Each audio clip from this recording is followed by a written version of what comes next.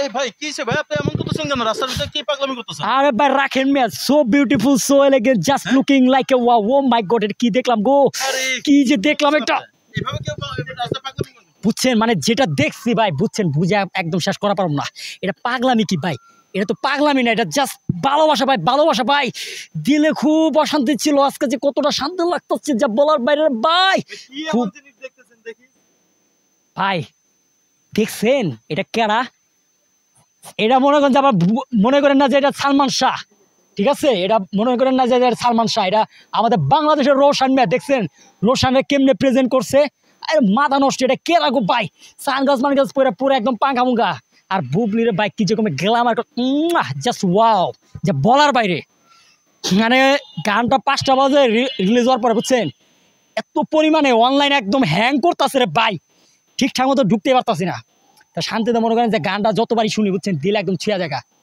আপনি কি বুবলির ফ্যান নাকি রোশনের ফ্যান আমি হচ্ছে রোশান ভাইয়েরও ফ্যান বুবলি আপুরও ফ্যান তবে হচ্ছে নায়ক হিসেবে তো রোশান ভাইয়ের ফ্যান পাশাপাশি আরও একজনের ফ্যান আছি তবে যেহেতু এখন রোশান ভাই বুবলিকে নিয়ে কথা বলবেন তো দুজনকে আমি লাইক করি আচ্ছা রোশন কি অ্যাকশন পছন্দ করেন না রোমান্টিক পছন্দ করেন রোশান মানে রোশান ভাই পছন্দ করে নাকি আমি আপনি রোশন ভাই কি পছন্দ করেন ও রোশান ভাই সবসময় অলওয়েজ তিনি অ্যাকশন সিনেমা পছন্দ করেন এবং অ্যাকশন সিনেমা করতে তিনি লাইক করেন এবং অ্যাকশন সিনেমার প্রতি তিনি একেবারে আকর্ষণ আর আমরা ওনাকে চাই অ্যাকশন সিনেমা হিসাবে আর সেই সিনেমার একটা গান অ্যাকশন সিনেমার যেরকম টাইপের গান থাকা দরকার একদম ফুললি কমার্শিয়াল গান যে বলার বাংলাদেশে ফিল্ম ইন্ডাস্ট্রির কেরিয়ারে বা ইতিহাসে এইরকম গান এর আগে কোনো সিনেমাতে হয় নাই এবং আগামীতেও হবে না তাই বলে আপনি পাগলামি করতে করতে রাস্তায় গান শুনবেন বাইরে ভাই বুঝছেন খোলা আকাশের নিচে একটু মনে করেন নিঃশ্বাস নিয়া ও বাইরে ভালোবাসা ভাই যদি রোশান বাইরে পাইতাম সামনে বুকের মধ্যে জড়াই ধরতাম ভাই লাভ ইউ সো মাচ কি যে দেখাইছেন আর কি যে ডান্স করছেন বুঝছেন আমাকে একদম ভক্তদের মন একদম ফুরফুরা করে দিচ্ছে মানে এতটা ভালো লাগছে যা বলার বাইরে এটা কি রোশানে দেখলাম বেপরা সিনেমার পরে আবার আইতাছে মিয়া ইতিহাস করার লেগে রাজ করার লেগে এই সিনেমার এটা কি কম রে ভাই আর একটা নিউজ দেখলাম তুফান সিনেমা হল পাইতেছে না রিভেন সিনেমা হল বাড়ছে সো জানি না কতটা সত্য না মিথ্যা তবে এরকমটা হয় তাহলে আরো ভালো কারণ তুফান সিনেমাটা চললো আমার লাগে ভালো রিভেন সিনেমাটা চললো আমার ভালো কারণ দুজনকে আমি লাইক করি আর যে গানটা দেখছেন ভাই বুঝছেন ইউটিউবে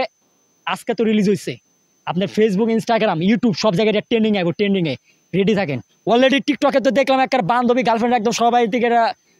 রিলস বানানো শুরু করে দিচ্ছে যা বলার বাইরে রীতিমতো এটা একদম অনলাইন একদম হিমশিম খাইতেছে এরকম একটা ব্যাপার আচ্ছা আরেকটা বিষয় দেখতেছি বিষয়টা কি ভাই রিভেঞ্জ সিনেমা এটা হচ্ছে যে আপনার মানে ভাইরাল তো মনে করেন যে আমি অলওয়েজ ভাইরাল বা আমাকে ভাইরাল পার্সন হিসেবে চিনে এসকে শান্ত খান